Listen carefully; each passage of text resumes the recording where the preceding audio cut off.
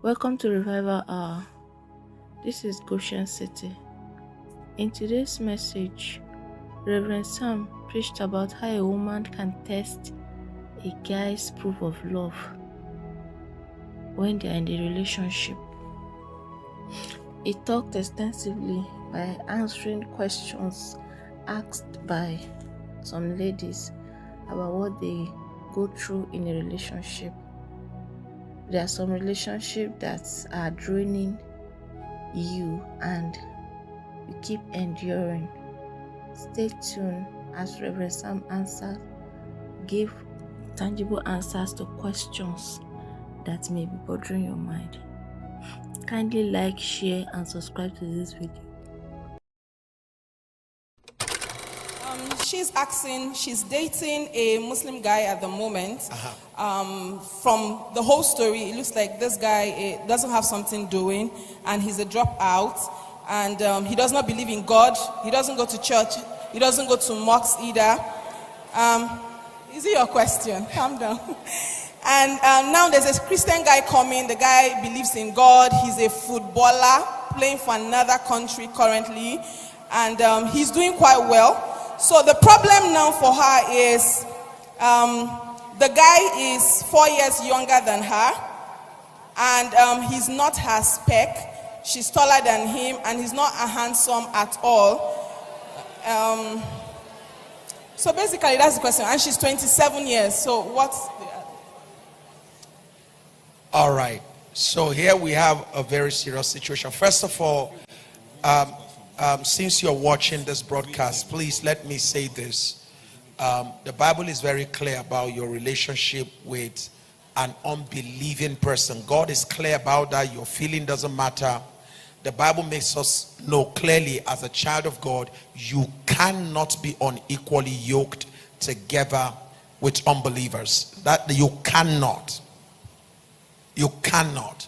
So keep emotions aside. Whether it's a Muslim, is nice, is loving, is caring, and all of that. That he's good doesn't mean he's God's.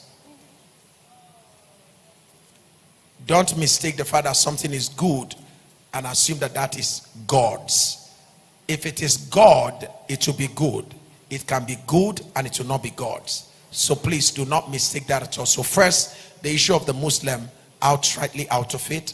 The Muslim is a great person, but it would be better for a Muslim to marry a fellow Muslim like himself, so that we don't have conflict of religion. He's a nice guy. Let him marry somebody that will be of the same faith with him, that will relate with him. Number two, as touching the guy you want to marry, you say is reaching out to you now. The footballer is younger than you are. Your mind can't handle it. He's shorter than you are. Your mind can't handle it. What else? It's not as handsome as you want. It's very obvious that your mind can't receive him. Please, none of them is the answer. It's time to now keep yourself before the Lord, and I'm sure God will bring the right person. It's very obvious you have not yet met the person you are to marry. If you will give God time, I'm sure that God will bring the right person to you, in Jesus' mighty name. Since your heart can't receive the short guy, your heart can't receive the fact that he's 4 years older than you do, nobody's going to force him on you. Otherwise, you're not going to be satisfied and comfortable in such a relationship. So the best option you have right now is to wait. Okay, Papa, this is quite interesting. She is online here on Zoom, and she's saying that she's dating a guy, and she calls him pet's name, but he doesn't like it. So she asked him, what do you want me to call you? He said, till we get married. So she insisted, and he said, okay, I want you to call me my Lord. And he said, I would like you to submit to me the way Mama Mary Oye submits to Papa and calls him Papa, my Lord. So,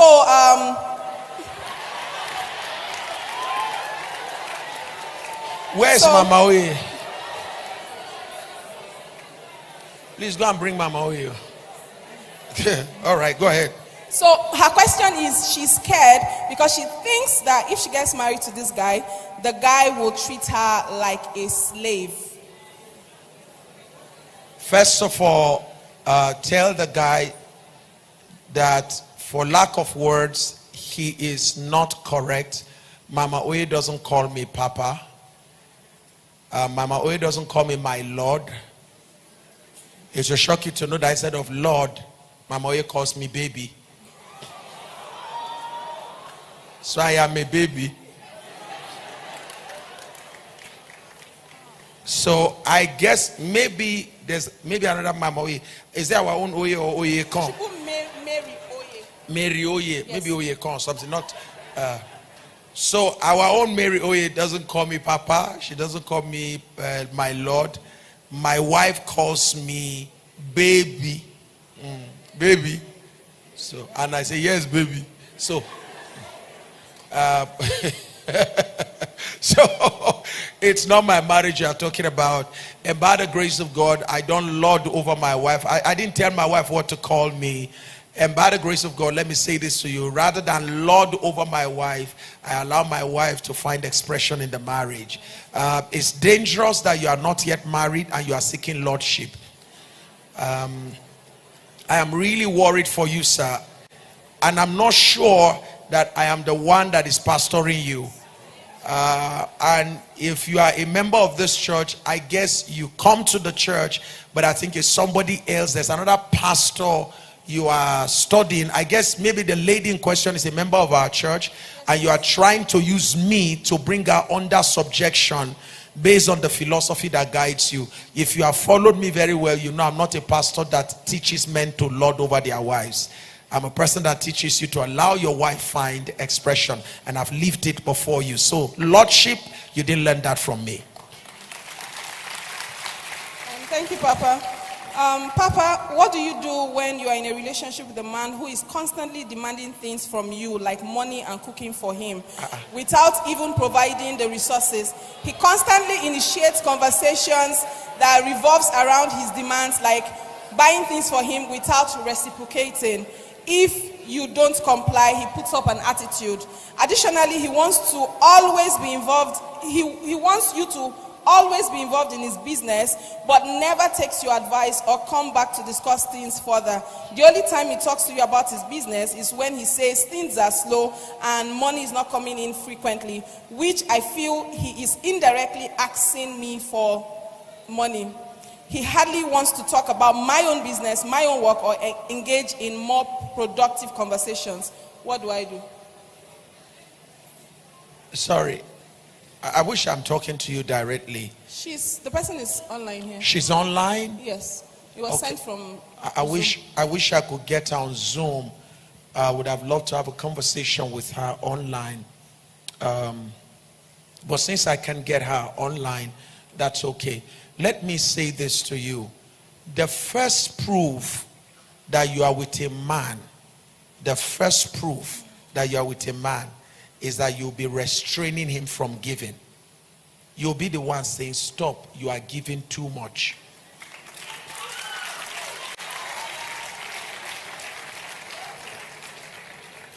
Are you getting what I'm saying here? Because God created man in whose image? In his own likeness. For God so loved that he what? Gave. The proof of love is what? So sisters, I don't know why you are in this kind of situation. You hear it in church and you still run into the same problem. The proof of love is what? Husbands, do what? Love your wife. Is that not what the Bible says? As Christ did what? Love the church and what? Gave. For God so loved that God did what? Husbands, love your wife as Christ loved the church. And so the proof of love is what? Taking, receiving. Is that what love is all about? The first way you know you've met a man that is your husband is that in the little, no matter how small, you will see a commitment. He may not have money to give, he will give you encouragement. He may not have money to give, he will give you support. There's something you will use to know a man when he steps into your life. He will give you encouragement, give you support. He will give you some kind of, for those of us that have low self-esteem, he will give you validations, affirmation. You look beautiful. There is something about a real man, he gives. Am I talking to somebody here? And please, something is fundamentally wrong with you as a lady. When you just meet a guy and you are in a relationship with the guy, you are the one giving. You have a need to be needed. Something is wrong with you as a lady. You just met a guy, you are in a relationship with a guy, you are giving him money, you give him this, you give him sex, you give him money, you give him time, you give him everything, you support his business, and you are saying to yourself, he's not supporting me, he's not giving to me. So you see all of that and you just keep giving. You have reversed the order of marriage. You have reversed the order of relationship. In relationship, the man is called to love, the woman is called to submit. Is that okay? And in loving, the proof of a man's love is measured by how he what? It's as simple as that, man. The proof of love is that a man should be able to give. If there is anybody with a life question, raise your hand. They will give you an opportunity to ask your life question.